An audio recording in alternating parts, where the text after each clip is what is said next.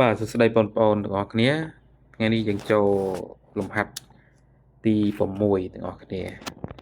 ញ្ចឹងលំហាត់ទី6នេះគឺគេថាម៉ាស៊ីន X បានទទួលកម្ដៅពីធុងក្តៅ4ដងធំជាងម៉ាស៊ីន Y ហើយម៉ាស៊ីន X ធ្វើកំមន់2ដងបានបញ្ចេញថាមពលកម្ដៅ7ដងដោយធុងត្រជាក់ធំជាងម៉ាស៊ីន Y ចឹងអក្សរកគេឲ្យយើងគណនាទិន្នផលកម្ដៅរបស់ម៉ាស៊ីន Y ហើយនិងអក្សរខគណនាថាមពលកម្ដៅរបស់ម៉ាស៊ីន X លំហាត់នេះយើងគិតថាវាស្រួលបាទប៉ុន្តែដល់ពេលយើងធ្វើបានដឹងថាលំហាត់នេះបើយើងអត់ដឹងក្បួនធ្វើទេធ្វើអត់ចាញ់ទេបាទអញ្ចឹងអាចនិយាយបានថាលំហាត់នេះមិនសាមញ្ញទេបាទហើយក៏ជាលំហាត់ដែលធ្លាប់ចេញប្រឡងបាទសិបកែបាទថ្នាក់ខេត្តបាទហើយនឹងប្រឡងចូលសកលបាទផងដែរអញ្ចឹងដើម្បីធ្វើលំហាត់នឹងបានទី1បងត្រូវស្រង់បំរាបវាសិនណាដាក់ក្រាស់សភៅសិនអញ្ចឹងគេប្រាប់អីមុនដំបូងអញ្ចឹងមុនដំបូងគេប្រាប់ថាថាមពលកម្ដៅណាដែលទទួលពីធុងក្តៅនឹងគឺធំបាទធំជាងម៉ាស៊ីន Y រហូតដល់4ដងអញ្ចឹងបានន័យថាគុយ HX ហ្នឹងគឺស្មើនឹង4ដងនៃគុយ HY ហើយបន្តទៀតម៉ាស៊ីន X ធ្វើកំមន់2ដងបាទធ្វើកំមន់2ដងនៃម៉ាស៊ីន Y អញ្ចឹងបានន័យថា WMX ហ្នឹងគឺស្មើនឹង2ដង WMY បាទបន្តទៀតនឹងបញ្ចេញកម្ដៅ7ដងបាទធំជាងម៉ាស៊ីន Y គេមានន័យថាគុយ CX គឺស្មើនឹង7ដង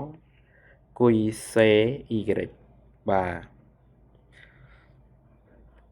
អញ្ចឹងយើងស្រង់បានប៉ុណ្ណឹងបាទអញ្ចឹងយើងចាប់ផ្ដើមធ្វើទាំងអស់គ្នាអញ្ចឹងចូលសំណួរកកណនាអើយក្រិចសួរថាយើងកណនាអើយក្រិចតាមណាអញ្ចឹងយើងមានរូបមន្តរបស់យើងហើយអើយក្រិចគឺស្មើអីគឺស្មើ W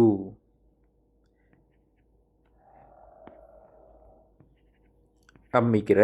នៅលើគុយ HY បាទអាហ្នឹងយើងឲ្យវាជាសមីការមួយទៅបាទសមីការមួយទៅ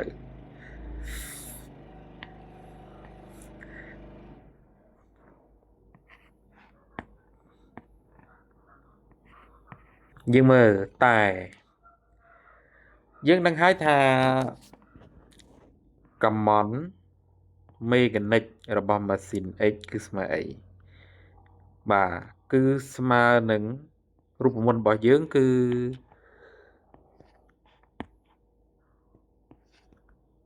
គុយ HX ដកគុយ CX បាទហើយយើងអាចសាក់ម៉ូបថែមបាទ WMX ហ្នឹងគឺយើងតាមអ្វីដែលគេប្រាប់យើងគឺវាស្មើនឹង2ដង WMY អញ្ចឹងវាស្មើនឹង2ដង WMY ហើយគុយ HX ហ្នឹងវាស្មើនឹង4ដងនៃគុយ HY បន្តមកទៀតគុយ CX វាស្មើនឹង7ដងនៃគុយ CY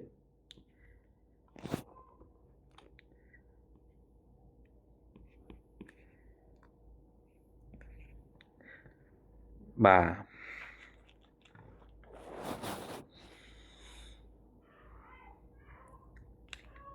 ចឹងអាហ្នឹងសមីការទី2ណាសមីការទី2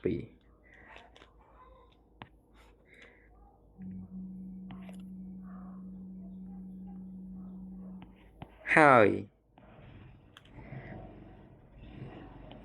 W MY ស្មើអីគុយហាស់ Y ដកគុយសេ Y កន្លែងហ្នឹងប្រសិនបើប្អូនទាញរកបាទដោយសារយើងចង់បំបត្តិគុយសេ Y អញ្ចឹងយើងអាចទាញរកគុយសេ Y មកបាទស្មើអីគុយសេ Y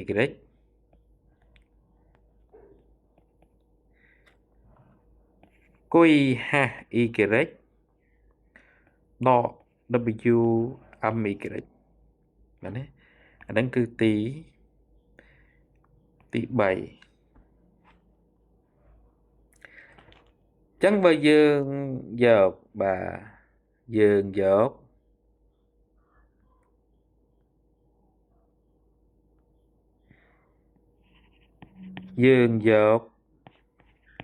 សមីការ3ហ្នឹងទៅ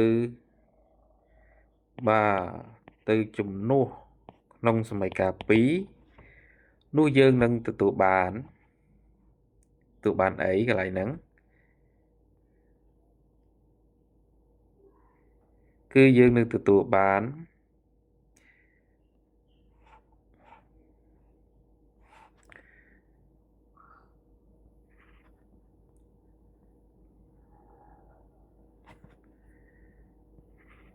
2 W MY ស្មើនឹង4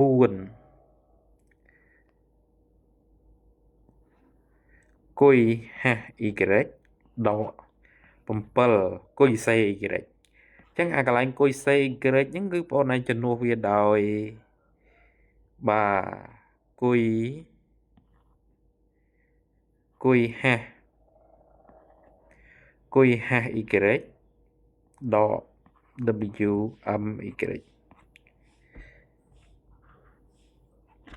ចឹងតទៀត 2W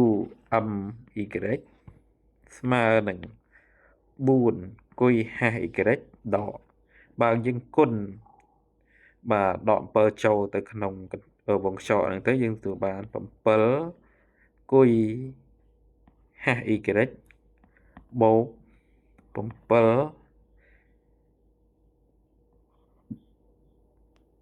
W MY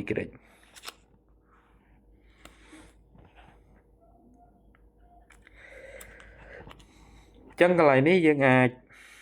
បាទយើងអាចបោះ 2W MY មកអង្គខាងស្ដាំមកអញ្ចឹងខ្ញុំអាចសរសេរបាន 7W MY ដក 2W MY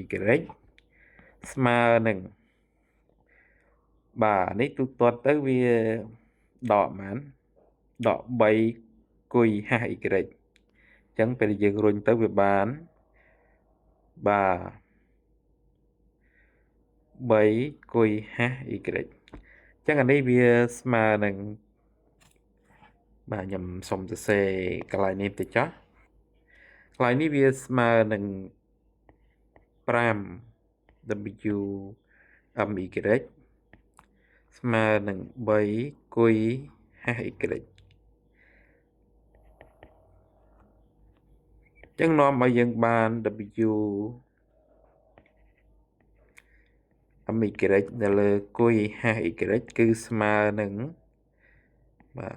3លើ5អញ្ចឹងស្មើ 0.6 អញ្ចឹងបាទនោះយើងឃើញថាសមីការមួយរបស់យើងដែល Y ស្មើជាមួយនឹងបាទ W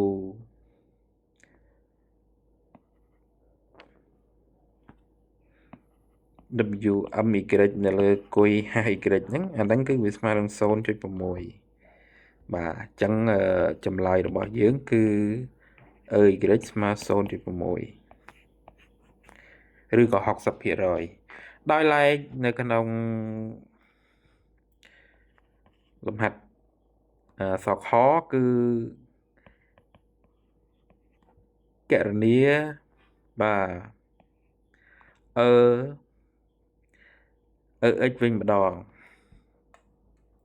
អញ្ចឹងនៅក្នុងការគណនា x គឺថាយើងអាចប្រើតាមរូបមន្តគឺបាទ x គឺស្មើនឹង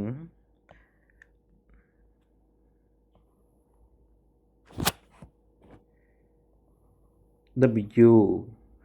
mx នៅលើគុយ hx ហើយ